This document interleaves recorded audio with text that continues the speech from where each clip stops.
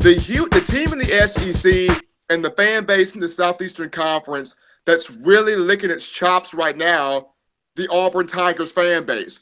They're at a spot where they're thinking, we can have our cake and eat it too. And from that perspective, they're thinking, we can spoil this for two of our most bitter rivals, Georgia and Alabama, because Auburn plays them both at Jordan-Hare.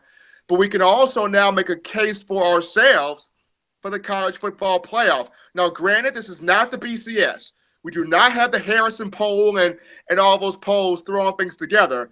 But going back to 2007, I still cannot believe how that two-loss LSU team got in there under Les Miles and played for that national championship. Now, am I saying Auburn pulls off the same thing?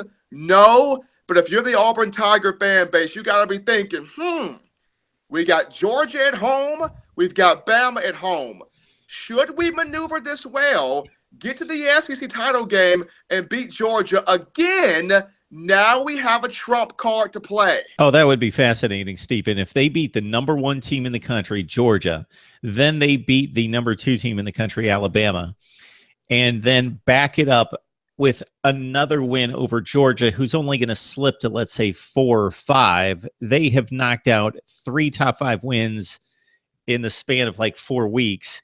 And they're sitting there with 2 losses, albeit they're earlier in the season. And one of them is very understandable. Clemson on the road, not a bad loss, 1 score.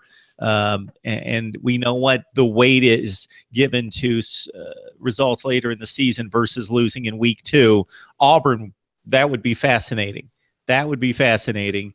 That's a lot to ask. 3 wins over the likes of Georgia and Alabama. That's like going up against Russell Crowe in the movie 300 and beating all 300 people with Russell Crowe.